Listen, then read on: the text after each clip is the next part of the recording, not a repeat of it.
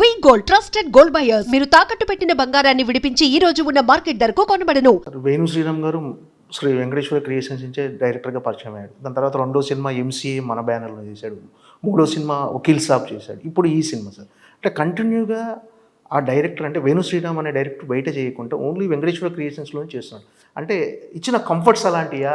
అంటే బేసిక్గా డైరెక్టర్కి ప్రొడ్యూసర్కి ఒక వేవ్ లెంత్ ఉండాలి, అది నేను నమ్ముతాను. నాతో పనిచేస్తున్న డైరెక్టర్స్, నంబర్ ఆఫ్ మూవీస్ చేస్తున్న డైరెక్టర్ ఇప్పుడు అనిల్ రావిపూడి ఇన్ని సినిమాలు చేశాడు అంటే మాకు ఒక వేవ్ లెంత్.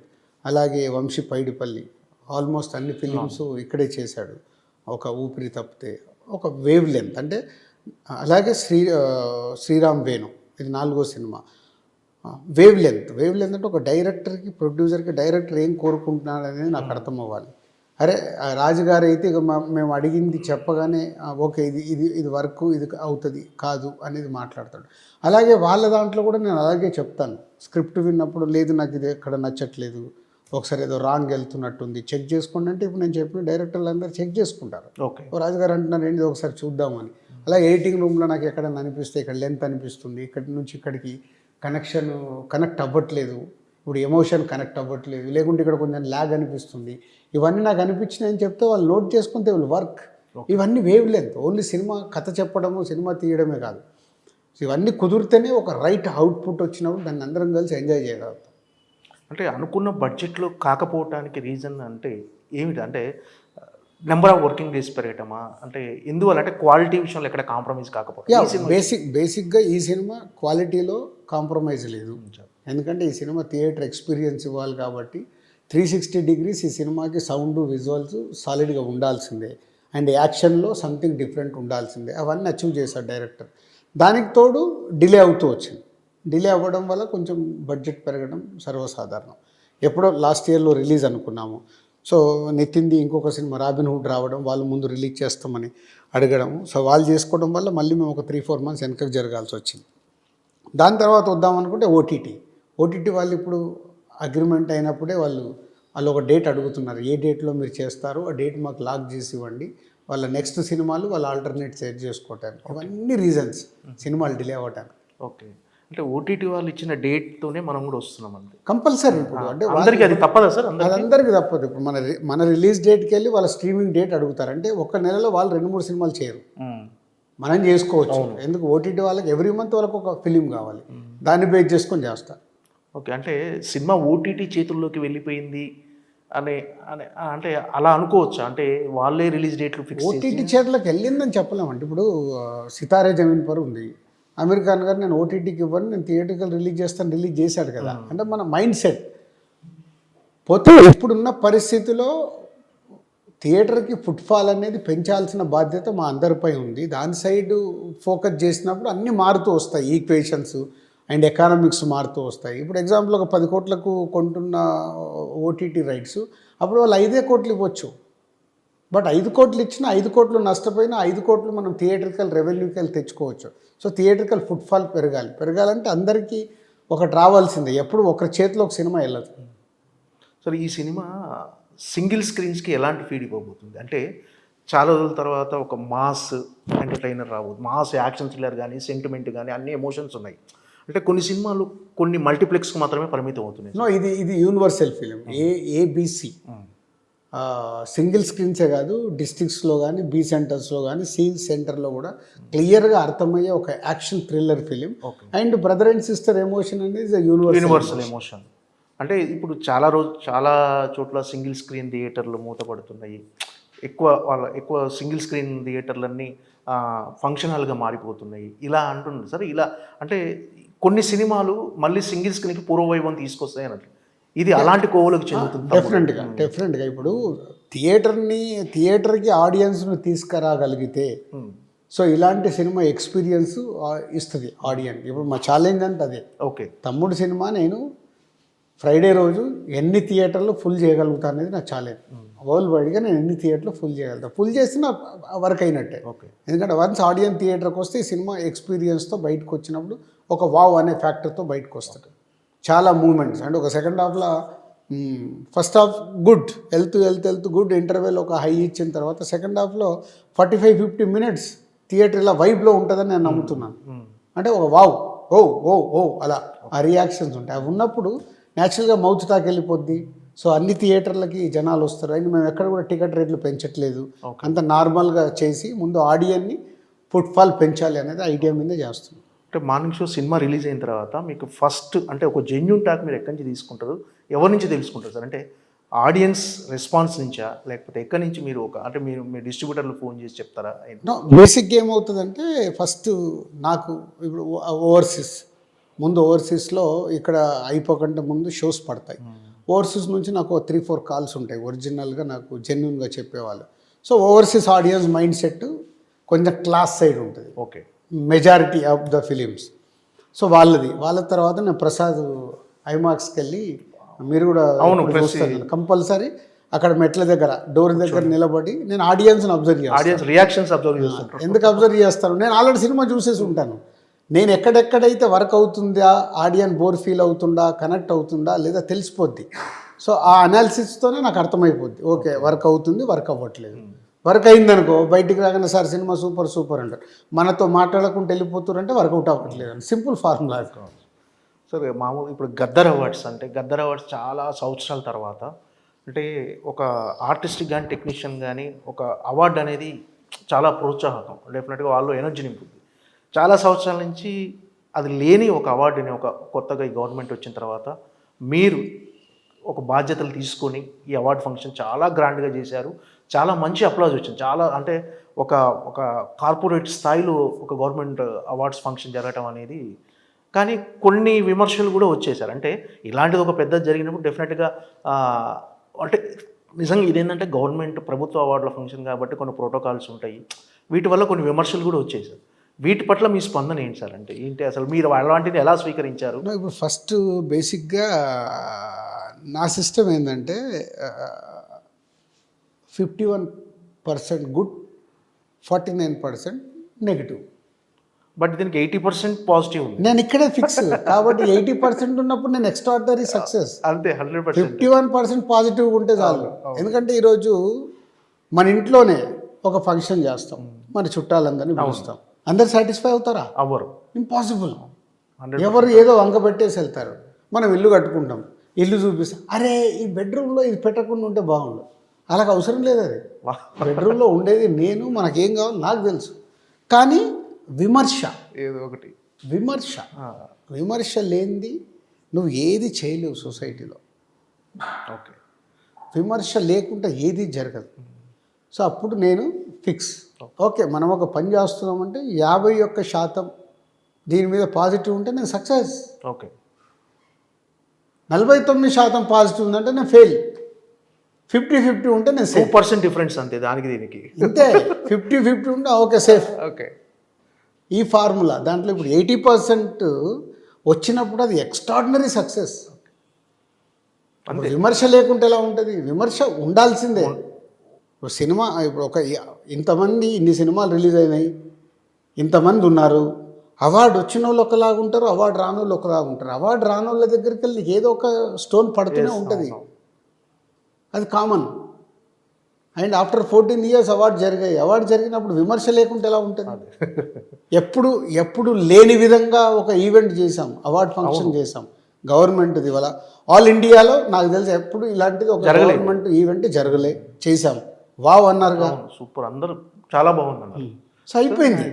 కానీ అంటే అవార్డ్స్ ఫంక్షన్ ముగిసిన తర్వాత కూడా మీరు అదే అందరూ రావాలి అవార్డ్ ఫంక్షన్, కానీ దాన్ని కూడా కొంచెం వక్రీకరించి వెళ్ళిపోయింది సార్. అంటే నా ఉద్దేశం నాట్ ఓన్లీ అవార్డ్ ఫంక్షన్, ఆ రోజు అవార్డ్స్ స్వీకరించడానికి ఒకటి ప్రభుత్వాలు పిలిచినప్పుడు రావాలి. అంటే అదే రోజు సీఎం చంద్రబాబు నాయుడు గారిది 4 o'clock అపాయింట్మెంట్ ఉంటే ఇండస్ట్రీకి షూటింగ్లలో ఉండి చాలామంది రావట్లేదంటే క్యాన్సిల్ చేశారనే న్యూస్ బయటకి ఇచ్చారు. ఓకే, సో ఇది అవార్డుకి 14 సంవత్సరాల తర్వాత తెలంగాణ గవర్నమెంట్లో అవార్డు ఫంక్షన్ జరిగితే చాలామంది కారణాలు ఏదైనా కావచ్చు. 2024కు అందరు వచ్చారు. So 2024 is important. 2024 ఎవ్వరు మిస్ అవ్వకుండా అందరు వచ్చారు. ఎక్సెప్ట్ తుల్కర్ గారు ఒకరు, వాళ్ళ ఫ్యామిలీలో ఎవరు ఎక్స్పైర్ అవుతే ఆయన రాలేనన్నట్టు ముందు కమ్యూనికేట్ చేశారు, అందరు వచ్చారు. అంతకుముందు 10 yearsలలో ఆన్ అండ్ ఆఫ్ ఉంది. పోతే అది నేను స్వీకరించాలి. ఆ 10 ఇయర్స్ది ఇస్ ఎ బోనస్. అవును. ఆ 10 సంవత్సరాల అవార్డ్స్ ఇచ్చిన just is a bonus.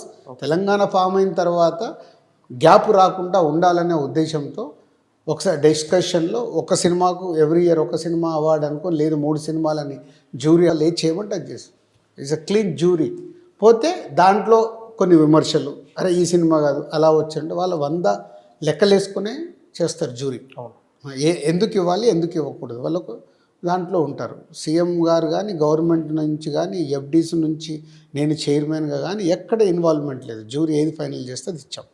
So 2024కు 100% attendance ఉంది. So success.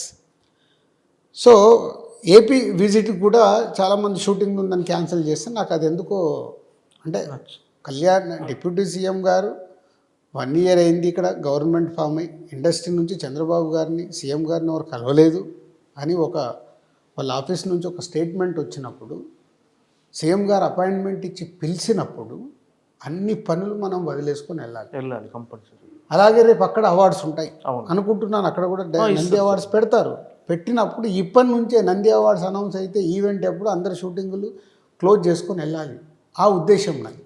దాన్ని వేరేలా ఇప్పుడు అదే నా పాయింట్ ఆఫ్ వ్యూ ఒకలాగా ఉంటే ఎవరు ఎలా అర్థం చేసుకుని అలా రాసేసి ఉంటారు. అదే నేను ఎప్పుడు ఐ డోంట్ కేర్ అంటాను. అంటే అవన్నీ పట్టించుకుంటూ వెళ్తే మనం ముందుకెళ్ళలేము. మనం ఏ పని చేసినా మన మీద ఒక స్టోన్ పడకుంటే అది వరకే కాదు, స్టోన్ పడాల్సిందే. దాంట్లో కొన్ని ఫ్లవర్స్ పడతాయి, కొన్ని స్టోన్స్ పడతాయి. ఫ్లవర్స్ తీసుకున్నప్పుడు స్టోన్స్ కూడా తీసుకోవాలి. దిల్ రాజు అనేది busiest producer in Tollywood sir. కానీ ఇంత బిజీగా ఉన్న మీరు ఎఫ్డీసీ చైర్మన్గా ఆ బాధ్యత తీసుకోమన్నప్పుడు అరే తలకు మించిన భారంలో ఆల్రెడీ మీరు ఎలా అంటే దాన్ని ఒప్పుకోవడానికి రీజన్ ఏంటి సార్? అంటే నిజంగా మీరున్న బిజీలో దానికి టైం కేటాయించడం అనేది డెఫినెట్గా ఒక ఛాలెంజింగ్. అంటే యాక్చువల్ సీఎం రేవంత్ రెడ్డి గారు నాకు అడిగిన తర్వాత నేను చాలా రోజులు చిన్న పాజ్లోనే ఉన్నాను. ఓకే. ఇవన్నీ ఆలోచించుకోవటానికి రైటా రాంగా, ఇది పొలిటికల్ యాంగిలా. సో సీఎం గారేమో లేదు నాకు సినిమా ఇండస్ట్రీకి గవర్నమెంట్కి ఒక బ్రిడ్జ్ లాగా ఉండాలి నువ్వు, ఎందుకంటే తెలంగాణ నుంచి your the Telangana person and ఇండస్ట్రీలో నీకు one of the important role play చేస్తున్నావు. సో నువ్వు ఉంటే సో ఏ గ్యాప్స్ రాకుండా ఉంటాయి. అండ్ హైదరాబాద్ని ఫిలిం హబ్లాగా చేయాలి. ఈ రెండే నాకు సీఎం గారు చెప్పినాయి. సో ఫిలిం హబ్లాగా చేయాలంటే నీలాంటి వాళ్ళు ఉన్నప్పుడే ఇది జరుగుద్ది. లాస్ట్ తెలంగాణ వచ్చి 10 సంవత్సరాలు అయిపోయింది. అంతకుముందు ఒక 2-3 ఇయర్స్ నుంచి ఎఫ్డీసీ అనేది ఎలాంటి మూమెంట్స్ కార్యక్రమాలు జరగలేదు, టోటల్ డెడ్గా ఉంది. సో రిక్వైర్డ్ అంటే ఒక 2 months టైం తీసుకొని మళ్ళీ డిప్యూటీ సీఎం గారు ఒకరోజు పిలిచి ఏమైంది 2 నెలలు అవుతుంది సీఎం గారు నీకు చెప్పి నువ్వు అలా ఉంటే, లేదు నువ్వు ఉండాల్సింది మా అది ఉద్దేశం ఇదని డిప్యూటీ సీఎం గారు అలాగే మళ్ళీ కోమటిరెడ్డి వెంకటరెడ్డి గారు మళ్ళీ పిలిచి వాళ్ళు ఇద్దరు మాట్లాడితే అప్పుడు నేను ఓకే చెప్పడం జరిగింది. ఇక అక్కడి నుంచి నేను టైం డిజైన్ చేసుకుంటూ టీముని అక్కడ ప్రాపర్గా పెడుతూ నేను నా ఆఫీస్ నుంచి కూడా టీముని ఇన్వాల్వ్ చేసి వర్క్స్ ఏది ఆగకుండా ఇప్పుడు ఈవెంట్ ఫస్ట్ ఈ Telangana Gaddar film awards first focus చేసాం. తర్వాత చిల్డ్రన్స్ ఫిలిం మళ్ళీ హైదరాబాద్లో ఎలా చేయాలనేది వర్కౌట్ చేస్తున్నాం. అలాగే సీఎం గారు అండ్ గవర్నమెంట్ చూస్తున్న ఫిలిం హబ్ ఎలా క్రియేట్ చేయొచ్చు అనేది చూస్తాం. అంటే నాకు దిల్ రాజు అనే వ్యక్తి, నేను మీ దిల్ సినిమా దగ్గర నుంచి మీతో చూస్తున్నాను సార్, ట్రావెల్ అవుతున్నాను. నాకు ఇప్పుడు ఒక వింటేజ్ దిల్ రాజు గారిని కోరుకుంటే, అంటే ఆ టైంలో దిల్ రాజు గారు అంటే కొత్త కథలు వింటూ కొత్త టాలెంట్ని ప్రోత్సహిస్తూ అలా కోరుకుంటున్నాను సార్. మళ్ళీ వింటేజ్ దిల్ రాజు, కొత్త సినిమాలు, కొత్త కథలు. ఎస్, ఇప్పుడు నెక్స్ట్ సాటర్డే రోజు దిల్ రాజు డ్రీమ్స్ అనేది వెబ్సైట్ లాంచ్ చేస్తున్నాం. దాని గురించే సార్. సో నన్ను నేను అప్గ్రేడ్ చేసుకోవడం. ఒక 22 years బ్యాక్ నేను స్టార్ట్ అయినప్పుడు నేను కొత్త దర్శకులతో కొత్త వాళ్ళతో చాలా ఫ్రెండ్లీగా ఉంటూ అందరు కొత్త దర్శకులు ఒక 10 మంది 12 మందిని ఇప్పటికి ఇంట్రడ్యూస్ చేసాం అవుట్ ఆఫ్ 60 ఫిలిమ్స్లో. So Dil Raju dreams total కొత్త వాళ్ళ కోసమే, సినిమా ఇండస్ట్రీలోకి రావాలనుకునే కొత్త వాళ్ళ కోసమే ప్లాట్ఫామ్ క్రియేట్ చేసి వర్క్ స్టార్ట్ అయింది. టోటల్ 1.5 year నుంచి వర్క్ చేస్తున్నాను, అయిపోయింది. ఈ 28th లాంచ్ అయిన తర్వాత డెఫినెట్గా ఇయర్లీ మినిమం 5-6 కొత్త దర్శకుల్ని ఇంట్రడ్యూస్ చేయడానికి అవకాశం ఉంది మాకు. అది వర్క్ చేస్తున్నాం. అలాగే not only directors, writers, technicians, హీరోలుగా, హీరోయిన్స్గా, యాక్టర్స్గా ఈవెన్ ప్రొడ్యూసర్స్గా రావాలనుకునే వాళ్ళకు కూడా అది ప్లాట్ఫామ్ క్రియేట్ చేస్తుంది. సో డబ్బు ఉంటుంది, ప్రొడ్యూస్ చేయాలి, బట్ వాళ్ళకి రూట్ ఉండదు. ఓకే. సో ఇక్కడ నుంచి ఒక రూట్ మ్యాప్ ఇస్తాం. ఓకే. నువ్వు ప్రొడ్యూస్ చేయాలనుకుంటే నీ బడ్జెట్ ఏంటి, నువ్వు తీసుకున్న సబ్జెక్ట్ అది వర్క్ అవుద్దా కాదా, అది ఫైనల్ డెసిషన్ వాళ్ళదే, కానీ ఒక గైడెన్స్ ఇవ్వాలనే దానికే అది ఒకటి వర్కౌట్ చేసి చేస్తాం. మీ 25 ఏళ్ళ సినీ జర్నీలో సక్సెస్లు ఉన్నాయి, ఫెయిల్యూర్స్ ఉన్నాయి సార్. ఒకవేళ ఇప్పుడు అంటే కొన్ని మనకు తెలియకుండానే కొన్ని తప్పులు జరిగిపోతుంటాయి సార్. ఒకవేళ ఒక టైం మిషన్ లాంటిది వచ్చి దిల్ రాజు గారు అందులో ఉండి ఎక్కి మీరు వెనక్కి వెళ్ళే ఛాన్స్ వస్తే ఏ తప్పును కరెక్ట్ చేసుకొని మళ్ళీ వస్తారంట, అంటే ఇది జరగకుండా ఉంటే బాగుండు అని, అలాంటిది ఏమైనా ఉందా సార్? అంటే ఏం లేదు, తప్పులతోని తప్పు అని కాదు, బట్ అలా జరిగిపోయింది. లైఫ్లో మన లైఫ్ జర్నీలో ఎప్పుడు ఏది కొత్తది వచ్చినప్పుడు అలా పాతది మనకు అద్భుతంగా ఉంటుంది. సార్ పాతే అద్భుతాలే. అంటే ఇప్పుడు నాకు ఆర్యా తీసినప్పుడు కానీ, దిల్ తీసినప్పుడు కానీ, భద్రా తీసినప్పుడు కానీ, బొమ్మరిల్ తీసినప్పుడు, పరుగు, మున్న, కొత్త బంగారు లోకం, అవన్నీ అద్భుతమైన ఎక్స్పీరియన్స్లు. అవును, అద్భుతం ఆ రోజులు. అవన్నీ ఆ రోజులు నేను ఎంజాయ్ చేసి ఇప్పుడు చూస్తే ఇప్పుడు నేను ఆ ఎంజాయ్మెంట్ మిస్ అయిపోయాను.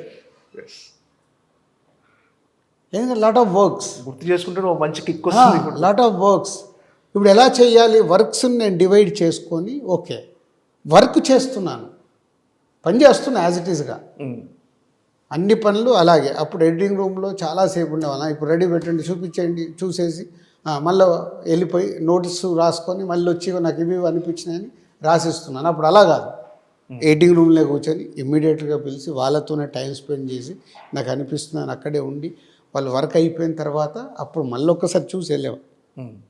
ఇంత డిఫరెన్స్ ఉంది. ఓకే. అప్పుడు చేశాను, ఇప్పుడు చేస్తున్నాను. ఎక్కడైనా కాంప్రమైజ్ అవుతున్న ఫీల్ కలుగుతుందా సార్? అంటే డెఫినెట్గా ఒక వర్క్ పెరుగుతుంది, మీకు బడ్జెట్ పెరుగుతుంది. కాంప్రమైజ్లు ఈ మధ్య చాలా అయ్యాను.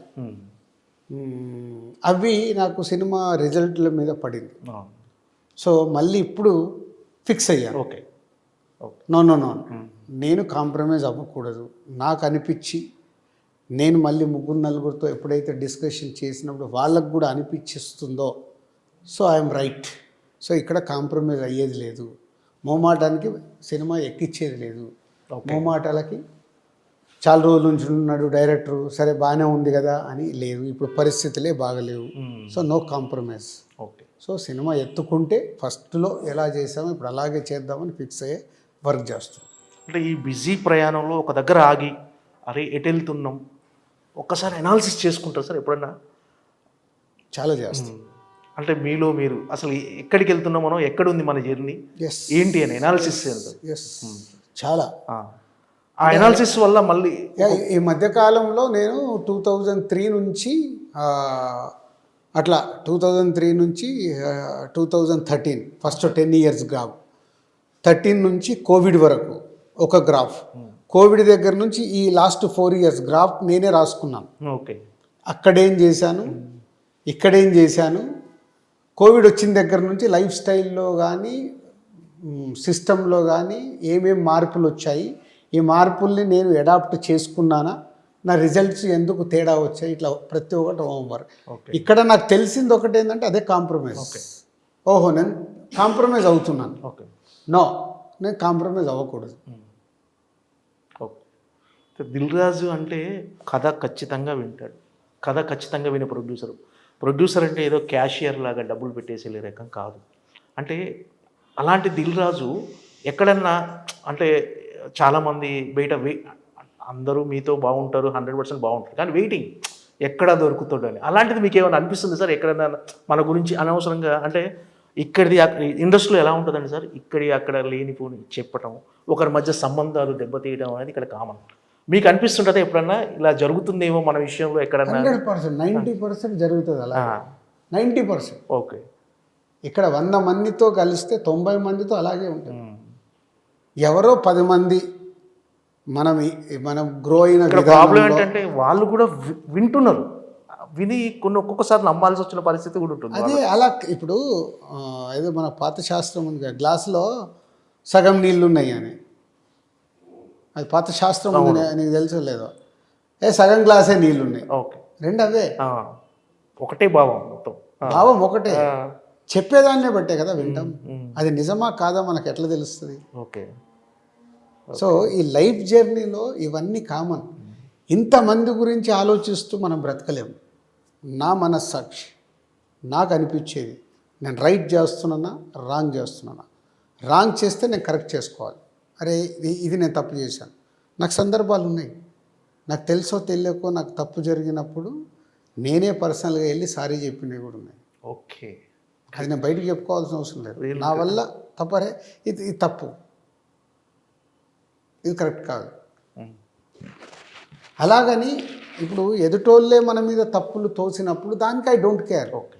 దాని గురించి నేను రియాక్ట్ అవ్వాల్సిన అవసరం లేదు. చాలా ఉంటాయి అట్లా ఇండస్ట్రీలో. ఎందుకు ఇక్కడ ఎవరిది వాళ్ళం ఇండివిజువల్. ఇప్పుడు నా సినిమాతో పాటు ఇంకొక సినిమా వచ్చిందనుకో, ఇంకొక సినిమా వాళ్ళు ఎంతసేపు ఏమో ఆలోచిస్తారు, అరే వీళ్ళు ఇట్లా చేస్తున్నారు, అట్లా చేస్తున్నారు, అది చేస్తున్నారు. అరే నా వ్యాపారం, నా గురించి నేను చూసుకుంటాను. ఇప్పుడు నిన్ను మొత్తం నేను ఏదన్నా డ్యామేజ్ చేస్తే ఓకే, నేను 51% బాగుండి నీకు 49% ఇస్తే తప్పులేదు కదా.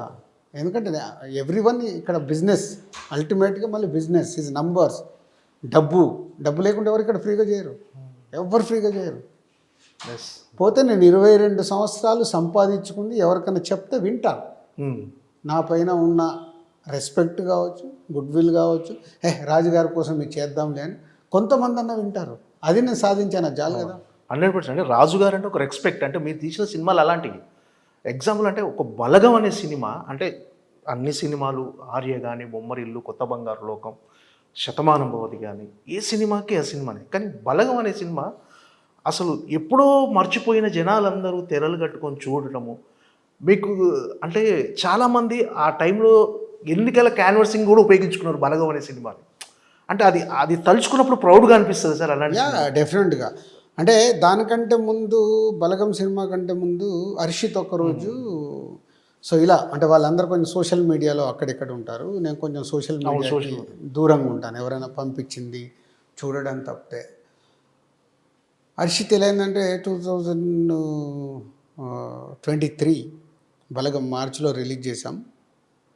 సో కొంచెం అక్కడ రకరకాలు అవి వస్తున్నాయి, ఇది ఉంది, అది ఉంది అని చెప్తే కూర్చోబెట్టుకొని ఒకటే చెప్పాను, హర్షిత్ ఇక్కడ గెలవాలంటే నువ్వు ఒక మంచి సినిమా ఇవ్వాలి. ఓకే. నువ్వు నెగిటివ్ ఏది వచ్చినా నువ్వు పట్టించుకోవచ్చు. ఎందుకంటే మన చుట్టూ నెగిటివ్ లేకుంటే నీ విలువ తెలియదు. నీ విలువ ఎప్పుడు తెలుస్తుంది? ఆ నెగిటివ్లోకి వెళ్ళి కూడా నువ్వు సక్సెస్ ఇచ్చిన రోజు, ఆ సక్సెస్ నలుగురికి ఉపయోగపడిన రోజు ఒక్క నెగిటివ్ కనిపించదు. Harshit is realise after Balagam. Okay. Balagam అయిన తర్వాత వావ్ ఇంత తేడా ఉంటుందా చిచ్చా, రెస్పెక్ట్ ఆటోమేటిక్. ఎందుకు? ఆ సినిమా వాల్యూ అంతే. సో మనం ఏం ప్రయత్నం చేయాలి? నెగిటివ్ దానికి వాడు అట్లా అనుకుంటున్నాడంట, వీడు ఇట్లా అనుకుంటున్నాడంట, అదంటే ఇదంటే అని మనం బుర్రపాటు చేసుకునే బదులు ఫోకస్ ఆన్ మనం ఏమి ఇస్తున్నాం, ఏమి ఇవ్వాలి. దీనివల్ల డబ్బే కాదు, ఇప్పుడు సంక్రాంతికి వస్తున్నాం సినిమా బ్లాక్ బాస్టర్, డబ్బు కావాల్సినంత వచ్చింది. ఓకే. సో ఒక పక్కన ఒక ఫ్లాప్ సినిమా, ఆ ఫ్లాప్ సినిమాని మర్చిపోయేలాగా చేసింది అంటే నిజంగా మాకు అదొక చేంజ్ ఓవర్ లైఫ్లో. ఇప్పుడు మా 22 ఏళ్ళ ఎక్స్పీరియన్స్లో ప్రొడ్యూసర్గా ఒక చేంజ్ ఓవర్. కానీ బలగం లాంటి సినిమా ఇచ్చినప్పుడు సంక్రాంతికి వస్తున్నాం ఒక క్లాసిక్ ఇండస్ట్రీ రికార్డు అన్ని క్రియేట్ చేసింది. బలగం అనే సినిమా ఒక ఎమోషనల్గా క్రియేట్ చేసింది. ఇవి రెండు రకాలు. సంక్రాంతికి వస్తున్నాం, బలగం. సో మేమే నంబర్ ఆఫ్ సినిమాలు తీసే వాళ్ళకి ఏంది, ఇట్లా కమర్షియల్గా మేము సినిమాలు ఇవ్వగలగాలి, ఎంటర్టైన్ చేయగలగాలి, ఇలా ఒక అద్భుతమైన సినిమాలు ఇవ్వగలగాలి. ఓకే. ఇప్పుడు F2 అనిల్ రావిపూడి తీసినప్పుడు నేను చెప్పాను, అనిల్ ఇది ఎంటర్టైన్మెంట్తో పాటు నువ్వు ఒక అద్భుతమైన మెసేజ్ ఇస్తున్నావు, నీకు తెలియట్లేదు దీంట్లో. సో మనం ఎంతసేపు మగాళ్ళ గురించే మాట్లాడతాము, సినిమా అంతా నవ్వుకుంటారు, నువ్వు ఆడాళ్ళ గురించి సీన్ రాసావు చూడు, ఈ సినిమానే మన సినిమా సూపర్ హిట్ చేస్తుందని. ఓకే. నాజర్ గారు చెప్పేసింది. It's a true. ఓకే. అప్పటి వరకు లేడీస్ మీద నవ్విస్తూ లేడీస్ ఇంపార్టెన్స్ చెప్పినప్పుడు సినిమాని బ్లాక్ బస్టర్ చేసేసారు F2. ఓకే. సో ఇలాంటి ఇంపార్టెంట్ థింగ్స్ అంటే మనం తీసే సినిమాల ద్వారా సక్సెస్ అవ్వాలి, డబ్బు రావాలి, ఎంతో కొంత వాళ్ళకు ఉపయోగపడేది ఉండాలి. దానివల్ల 100 మంది చూసినప్పుడు 1, 2 దాని గురించి రియలైజ్ అయినా మేము చాలా సక్సెస్ అయినట్టు. ఓకే. అంటే మీరు ప్రతి హీరోకి వాళ్ళ కెరీర్లో మరపురాని సినిమా అంటే డెఫినెట్గా ఒక మైల్ స్టోన్ కానీ సినిమా ఇచ్చారు. ప్రభాస్ గారికి మిస్టర్ పర్ఫెక్ట్ కానీ, నెక్స్ట్ మన అల్లు అర్జున్ గారి అసలు కెరీర్ టర్నింగ్ ఆర్య అనేది. దాని తర్వాత డీజే ఇచ్చారు. నెక్స్ట్ మన ఎన్టీఆర్ గారికి బృందావనం అని బ్లాక్ బస్టర్ ఇచ్చారు. రామ్ చరణ్ గారికి గేమ్ చేంజర్ కొంచెం నిరాశపరిచింది. భవిష్యత్తులో అంటే రామ్ చరణ్ ఫ్యాన్స్ కానీ అందరూ దిల్ రాజు గారు మళ్ళీ రామ్ చరణ్కి ఒక బ్లాక్ బస్టర్ ఇవ్వాలని కోరుకుంటున్నారు సార్. ఆ ప్రయత్నాలు ఏమైనా మొదలుపెట్టారా మళ్ళీ? అంటే ఇప్పుడు చరణ్తో ఏ స్క్రిప్ట్ విన్నా ఈ స్క్రిప్ట్ ద్వారా చరణ్కి ఎలా అప్రోచ్ అవ్వచ్చు, ఎలా ఇది కథ చెప్పొచ్చు అని ఆలోచిస్తున్నాను లాస్ట్ 4 months నుంచి. అంటే ఇప్పుడు నాకు 2026లో ఇప్పుడు తమ్ముడు రిలీజ్ అయిన తర్వాత ఇంకొక సినిమా ఉంది, ఆకాశం దాటి వస్తావు. ఆ 2 ఇప్పుడు రిలీజ్ అయిపోతాయి ఇయర్లో.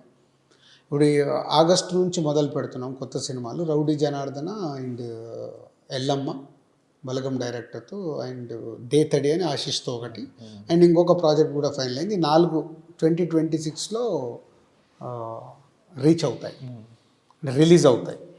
సో 2026లో మొదలై 27లో రిలీజ్ అయ్యే సినిమాలు ఒక 6 స్క్రిప్ట్స్ చేసి పెట్టుకున్నాం. వాళ్ళు ఫైనల్ స్టేజ్లో ఉన్నాం 6 స్క్రిప్ట్లు. ఓకే. సో ఇప్పుడు ఈ 6 స్క్రిప్ట్లు ఎవరిని ఎలా అప్రోచ్ అవ్వాలి, దేంట్లో స్టార్ హీరో ఫిట్ అవుతాడు, దేన్ని ఎలా చేయాలనే ప్యారలల్గా వర్క్ చేస్తున్నాను. ఇంకో 2-3 monthsలో నాకు క్లారిటీస్ వస్తాయి. ఓకే. సో ఓకే, ఇప్పుడు నరేషన్స్కి వెళ్తాం. స్క్రిప్ట్స్ అయిపోయిన తర్వాత నెక్స్ట్ నరేషన్స్కి వెళ్ళేటప్పుడు ఇది ఏ హీరోకి వెళ్దాము, ఇది ఏ హీరోకి వెళ్దాము, ఇది ఎవరితో చేద్దాము అనే దాని మీద వర్క్ స్టార్ట్ చేసాం. దాంట్లో డెఫినెట్గా I want approach. Sir game changer విషయంలో రామ్ చరణ్ గారు శంకర్ని ఎంతైతే నమ్మి డైరెక్టర్ శంకర్ గారిని ఎంతైతే నమ్మారో దిల్ రాజు గారిని కూడా అంతే నమ్మి డేట్స్ ఇచ్చారు, ఆ సినిమా చేశారు. అంటే ఆ సినిమా విషయంలో దిల్ రాజు గారే కొంచెం ఎక్కడో కాంప్రమైజ్ అయ్యారు. దిల్ రాజు గారు అంటే ఆ శంకర్ గారితో జరిగిన ఇక్కడ అంటే ఆ ట్రావెలింగ్లో అంటే మీరే కొంచెం మీ వైపు నుంచి కొంచెం ఏమైనా జరిగిందా అని మీరు ఫీల్ అవుతున్నారా సార్ ఇప్పటికే? అంటే ఏం జరిగిందని అంటే ఆ కమ్యూనికేషన్ చేయడంలో కానీ, అంటే దిల్ రాజు గారికి సినిమా ఇచ్చారంటే రామ్ చరణ్ గారు మిమ్మల్ని నమ్మి ఇచ్చారు. శంకర్ గారిని ఎంత నమ్మారో మిమ్మల్ని అంతే నమ్మారు. అంటే మీ విషయంలో అంటే మీరేమన్నా గిల్ట్ ఫీల్ అవుతున్నారు? నాకు ఒక రిగ్రెట్ అయితే ఉంది. రిగ్రెట్ ఏంటంటే అది ఇప్పుడు శంకర్ గారు లాంటి ఒక పెద్ద డైరెక్టర్తో నేను ఇప్పటి వరకు సినిమాలు చేయలేదు. నాకు 1-to-1 మాట్లాడుకునే డైరెక్టర్లతో నేను సినిమాలు చేశాను. 1-to-1 ఇట్లా కూర్చొని నాకు ఇది అనిపిస్తుంది ఏంటి మార్పులు చేర్పులు ఉన్నా కూడా చెప్తారు, ఏదున్నా అక్కడైనా చెప్తాను. ఎయిటింగ్లో ఇప్పుడు శంకర్ గారితో సినిమా అనుకున్నప్పుడు శంకర్ గారు నాకు కథ చెప్పడము ఒక 45 minutes. మామూలుగా శంకర్ గారు ప్రొడ్యూసర్లకు కథ కూడా చెప్పరంట, నాకు ఎవరో చెప్పిన న్యూస్ అది. సో కథ చెప్పడము, కథ విన్న తర్వాత చరణ్కి నేను చెప్పి అప్పుడు ఏంది కోవిడ్లో జూమ్లో వీడియో కాల్లో శంకర్ గారు చరణ్కి కథ చెప్పడం, అందరం ఓకే అనుకున్న తర్వాత ప్రాజెక్టు ఎలా వెళ్దాము ఏంటి అని. యాక్చువల్ సినిమా స్టార్ట్ చేసి ఫట్మని 2023 సంక్రాంతికి రిలీజ్ కావాల్సిన సినిమా ఓకే అనుకుంది. సంక్రాంతి ఆర్ సమ్మర్ అప్పుడు మేము పెట్టుకుంది 1 year to 1.5 yearలో చేయాలి. ఎగ్జాక్ట్లీ ఎలక్షన్స్ కంటే ముందు. ఓకే. తెలుగు స్టేట్స్లో కానీ సెంట్రల్ ఎంపీ ఎలక్షన్స్ కంటే ముందు ఈ సినిమా రిలీజ్ అవుతే ఆ పొలిటికల్ యాంగిల్, ఈ పాయింట్స్ అన్నీ ఆడియన్స్కు రీచ్ అవుతాయి అనే దాంట్లో ఎగ్జైట్మెంట్ నాకు. సో ఈ షూటింగ్ స్టార్ట్ అవ్వడం అన్నీ ఇంకా ప్రాసెస్ మొదలైన తర్వాత అన్నీ ఒకటి డిస్టర్బెన్స్లు స్టార్ట్ అవుతున్నాయి. ఒకటి కాదు, అవన్నిటినీ బ్యాలెన్స్ చేసుకుంటూ వెళ్తూ సినిమా కంప్లీట్ చేశాను. రిజల్ట్ రాలేదనే రిగ్రెట్ నాకు ఎక్కువ ఉండిపోయింది. అంటే ఇలాంటి ఒక బ్యానర్కి 50th ఫిలిం డెఫినెట్గా ఒక బ్లాక్ బస్టర్ ఇవ్వబోతారు చరణ్ గారితో రావాలి అంటే ఇలా మిస్ఫైర్ అవ్వబోతుంది అని ముందు నుంచే చిన్న 6th సెన్స్. ఎక్కడో ఏదో ఎలక్షన్స్ అయిపోయాయి, ఎలక్షన్స్ అయిపోయిన తర్వాత ఇప్పుడు ఆడియన్ మైండ్ సెట్ పొలిటికల్ది ఎంత మట్టుకు రీచ్ అవుతుంది, ఈ పాయింట్ ఇప్పుడు రెడీగా ఉన్నారా, కోవిడ్ తర్వాత డిఫరెంట్ సినిమాలు చూసేస్తున్నారు, ఇన్ని ఉన్నాయి. ఇవన్నిట్లో అర్థమవుతూ ఉంది ఒక 6th సెన్స్, ఒక డిస్టర్బ్. దానికి బడ్జెట్ ఎక్కడికో వెళ్ళిపోయింది, రెవెన్యూ రికవరీ అంత కనిపించట్లేదు, థియేట్రికల్ రెవెన్యూలో తేడా ఉంది. ఇన్నిట్లలో ఓకే అందరినీ జాగ్రత్తగా తీసుకెళ్ళి సినిమా కంప్లీట్ చేసి రిలీజ్ చేయగలం. ఓకే. ఫైనల్గా అంటే చాలామంది యువ నిర్మాతలు కానీ చాలామంది ఇండస్ట్రీ వచ్చే ముందు ప్రొడ్యూసర్గా దిల్ రాజు గారి ఇన్స్పిరేషన్ అని చెప్తారు సార్. ఫైనల్గా చెప్పండి సార్, అంటే ఇప్పుడు ఇండస్ట్రీకి రావటం వాళ్ళు సేఫ్ అంటారా కొత్తగా వచ్చే నిర్మాతలు? ఎవరన్నా ఇండస్ట్రీకి వస్తుంటే ఎప్పుడు మార్కెట్ ఉన్న సిచ్యువేషన్ అయితే వెరీ బ్యాడ్. మీ ఇంటర్వ్యూకి రాకుండా ముందు ఒకతను ఎవరో ఓపెనింగ్ కోసం పిలిస్తే అదే చెప్తున్నాను, ఎవరెవరు అని అంటే కూడా అదే చెప్తున్నాను. ఇప్పుడు సిచ్యువేషన్ కరెక్ట్ లేదు. ఇప్పుడు మీరు కొత్త వాళ్ళతో వీళ్ళతో సినిమా అంటున్నారేంటి? మీరు ముందు డైరెక్టర్ నువ్వురా, నేను మాట్లాడతాను. అంటే మనం చెప్తే వాళ్ళు వింటారని కాదు, వాట్ ఈజ్ రియాలిటీ. సిచ్యువేషన్ ఎలా ఉంది? బయటికి వెళ్ళి చూసినప్పుడు లోపలికి వచ్చేటప్పుడు అన్నీ అద్భుతంగానే ఉంటాయి. సో లోపలికి వచ్చిన తర్వాత తెలుస్తుంది. అసలు తెలుసు. అసలు తెలిసిన తర్వాత సగం మధ్యలోకి వెళ్ళిపోయిన తర్వాత ఏం చేయలేరు. ఏదో రకంగా కంప్లీట్ చేయాలి. ఈ లోపల టైం వేస్ట్, మనీ రిటర్న్ రాదు. పోనీ ఆ ప్రాజెక్టు జరగడం వల్ల ఎవరికైనా ఉపయోగం అంటే ఎవరికి ఉపయోగము ఉండదు. ఎవరో ఒకరు బెనిఫిషియర్ కావాలిగా, ఎవరు బెనిఫిషియర్ కారు. ఇన్ని కారణాలు ఉంటాయి ఒక సినిమా చుట్టూ. ఓకే. సో ఇప్పుడున్న సినారియో చాలా జాగ్రత్తగా, అందుకే దిల్ రాజు డ్రీమ్స్. ఓకే. దాని ద్వారా అందరికీ సాధ్యమైనంత మట్టుకు హెల్ప్ చేస్తూ బిజినెస్ మోడల్లో చేద్దామనేది ప్రయత్నం. Thank you so much sir. మీరు ఇంత బిజీలో కూడా ఒక ఇంటర్వ్యూకి టైం అడగగానే ఇచ్చి మాకు ఇంటర్వ్యూ చేసే ఛాన్స్ ఇచ్చినందుకు thank you so much sir. All the best for Thammudu. డెఫినెట్గా బ్లాక్ బస్టర్ హిట్ అందుకోవాలని మనస్ఫూర్తిగా కోరుకుంటున్నాను సార్. So evergreen Dil Raju fan నేను. డెఫినెట్గా మీరు బ్లాక్ బస్టర్ అందుకోవాలి సార్. Thank you Madhav.